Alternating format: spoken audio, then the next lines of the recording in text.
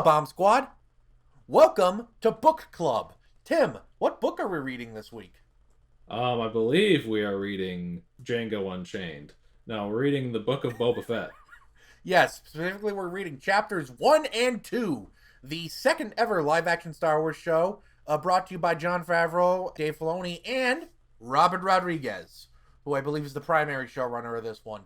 And welcome to another vidcast series. This is our third attempt at trying to do one since the Bomb Batch series. The first two attempts failed because I was editing them. This is why Tim stepped up. He said he was going to edit these ones. We thank him. You're a hero. Tim and I have come up with a novel idea. What if vidcast but talk less? I think it's going to work. So to start it off, we're going to talk about Chapter 1, Stranger in a Strange Land. I thought this episode's good. I liked it. I like the aesthetics of the show a lot. It feels very Robert Rodriguez-y. To me, anyway. Some people said it looks cheap. I don't agree with that. I think that sounds ridiculous. I think this show looks great, but Yeah. I'm just happy to see Boba back. I don't know. What about you, man? Yeah, I mean, I guess I just really appreciate that they're doing this series for a couple reasons. First off, there was talks for a couple of years about them possibly doing like a Star Wars story movie with Boba Fett, and then that just never happened, and they ended up canning it. And I know a lot of people were upset about that.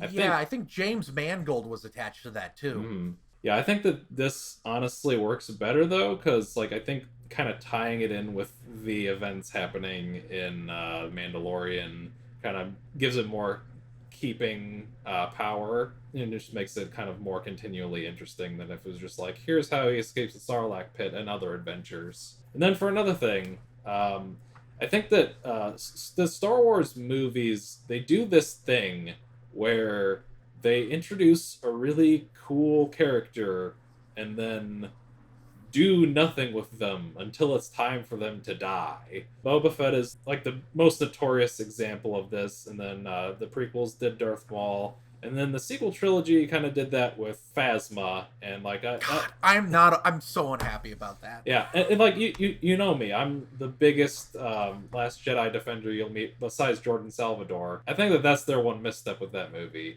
I would agree. But the shows have been doing some pretty interesting stuff, like kind of giving them more character, like with the Clone Wars and Rebels. They really fleshed out Darth Maul and gave him a really cool character arc. And he's one of my favorite Star Wars characters now because of all that. Absolutely. And I think I hope that this show kind of does that for Boba Fett. I think it's been giving him a lot more character, just like in these first two episodes. Boba Fett, honestly, I was excited for this show because I love Robert Rodriguez. I love the creators behind it, right? That's why I was excited for the show. I wasn't excited because of Boba. Quite frankly, I always thought, yeah, Boba looks cool, I guess, but name a character trait. Before you see him in these TV shows, can you name a single Boba Fett character trait? Green. I can't. Did you say green? Green. It's not easy being green. I wasn't really excited for, but just these two episodes, especially episode 1, really does a lot to flesh out his character. I love the flashback stuff. I love that we're seeing more of the Tusken Raiders, and we'll talk more about that when we talk about episode 2 here in a minute. But I love seeing more of this world. I love Mos Espa. I like how it's like Mos Eisley, but different. Mm-hmm. I love Tatooine, man. I do. I love Tatooine, so that's why I don't get upset when Star Wars keeps going back there. I like Tatooine. Leave me alone. Yeah, I mean, it's where it all began. I used to live here, you know. You're gonna die here, you know. Convenient. There's plenty of stuff you can do there. Now we've got like the Dune Sea, which I just love that blatant reference. Yeah, I liked episode 1. I like the return. Episode 1 is pretty strong. I like how it starts with just like kind of the flashes of him escaping from the Sarlacc pit, and then he gets robbed by the Jawas, and then the Tusken Raiders kind of take him in, and like they're keeping him as a slave at first, and then like when he beats the monster, that's what I was forgetting. I loved that sequence. Yeah, I really did enjoy the battle with the monster, who I'm just gonna call Goro because he's got the 4 arms, and he's just a big giant motherfucker.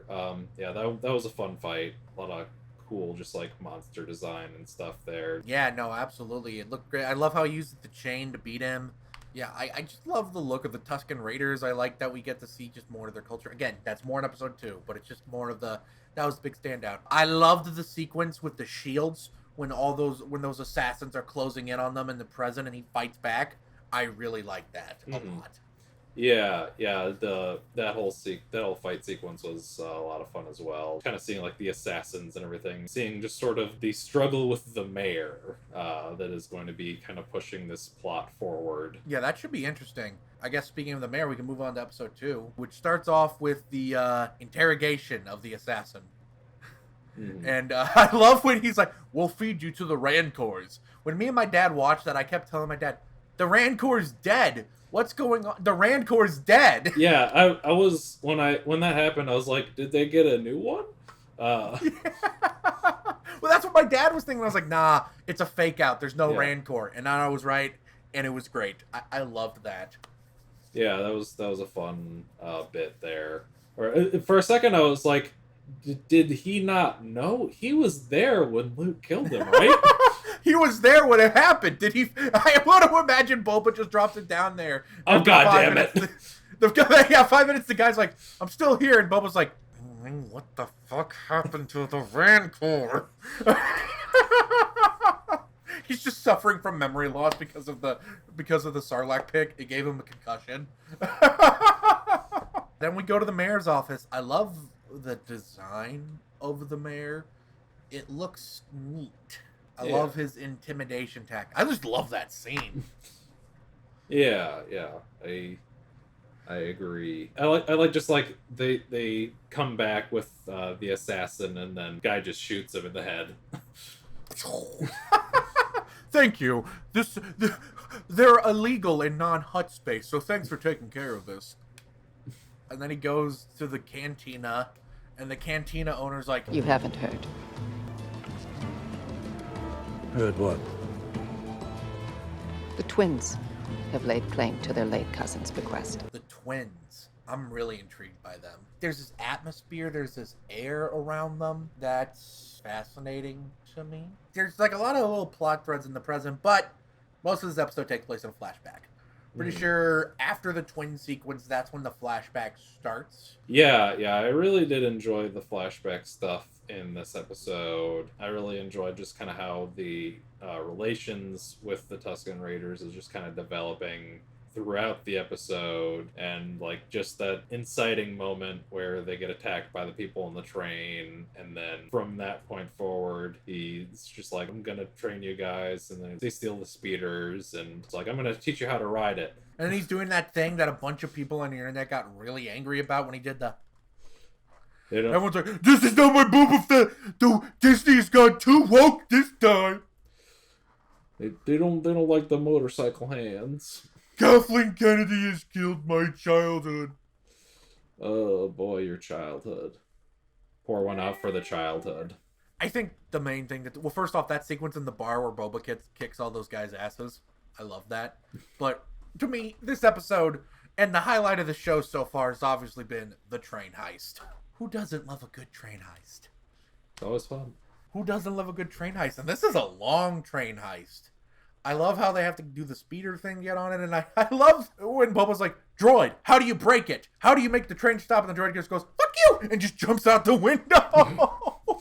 Yeah, I mean, it was a really good set piece, a good kind of big climactic moment for the episode. Then just kind of like the scene after I really liked, where he basically takes these like sophisticated, like higher class kind of drug lord people, and he's just like, "You're gonna walk single file back home.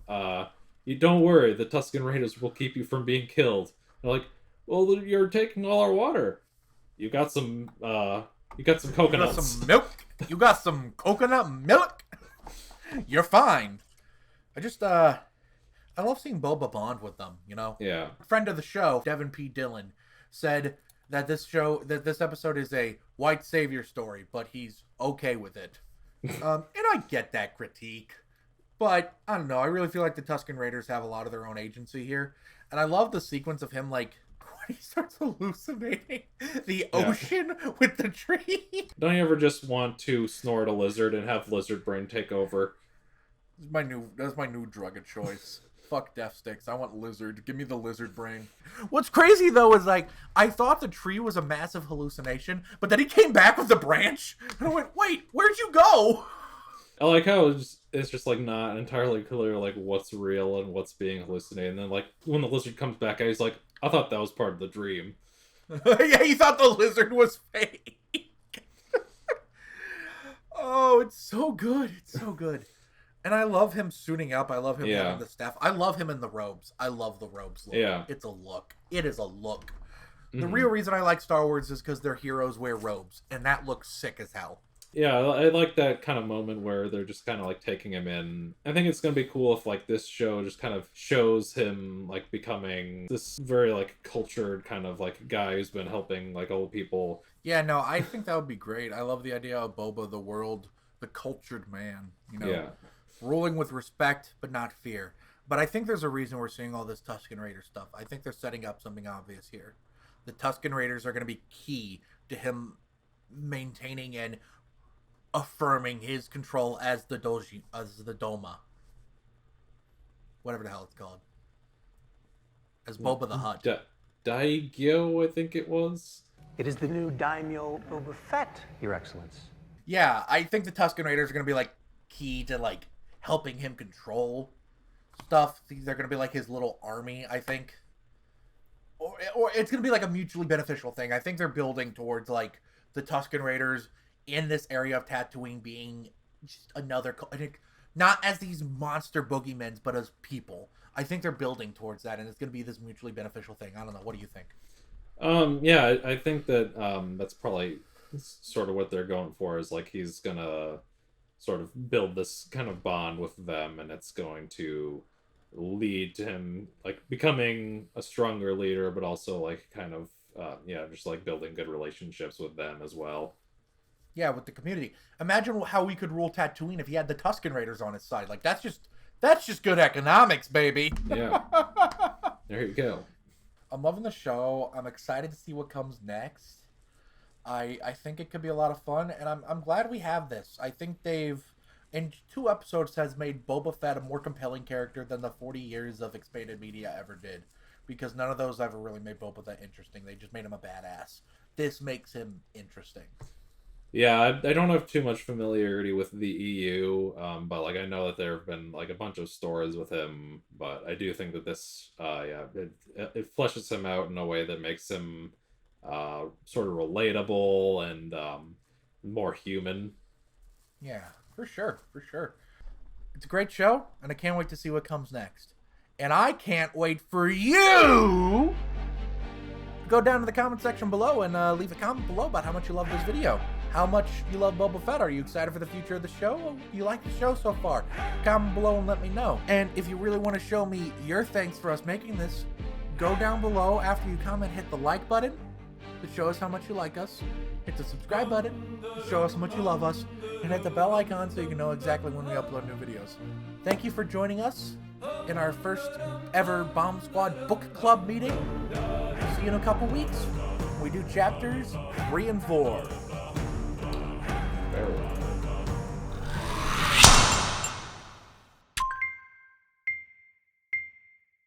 They slid my ticket across the table and I said, "Sorry guys, I gotta see about a girl."